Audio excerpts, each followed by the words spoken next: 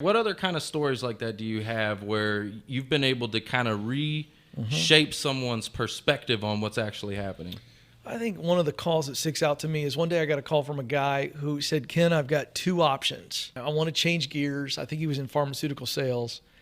And I said, okay, what are they? He says, one is I want to become I think a doctor. It was it was a specialty. So it was like anesthesiologist or something along those lines. And I said, well, what's the other one? He said, it's a therapist for children. And I had a sense that when someone calls and they give me a either or, this is early on in the show, I now know that it's always the heart one, and their brain's telling them one, and the heart's telling them another. And so I dug a little bit, and I said, which one are you leaning to? He said, becoming a doctor. I said, okay. I said, I just don't sense that that's what you really want to do. And he goes, why? Why do you sense that? I said, well, let me just ask you, why are you even interested in being a therapist for children? And I knew there was a story.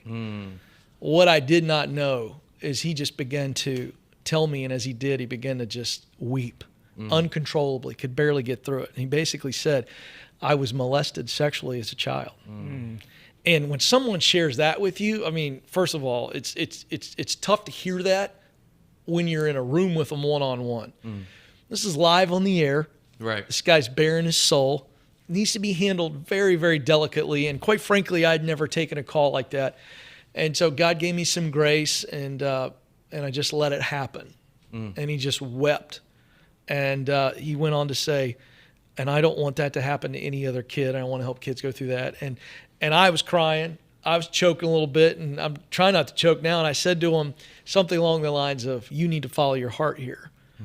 And you want to step in the gap for kids that have gone through this horrific experience, and you've managed to come out of it. And you've got something to give.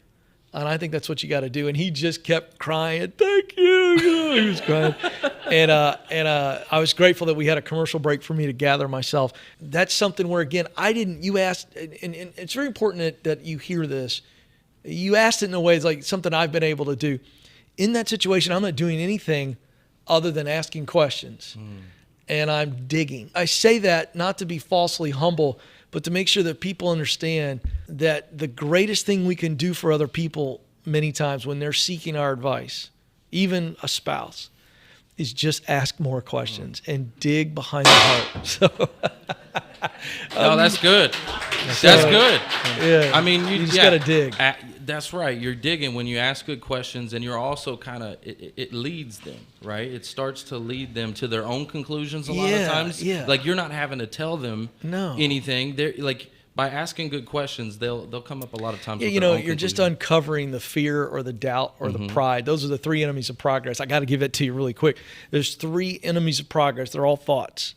The fear is I'm worried that something bad is going to happen. Doubt is I don't believe that something good is going to happen. And pride is I care more about what other people think than what I believe. Oh.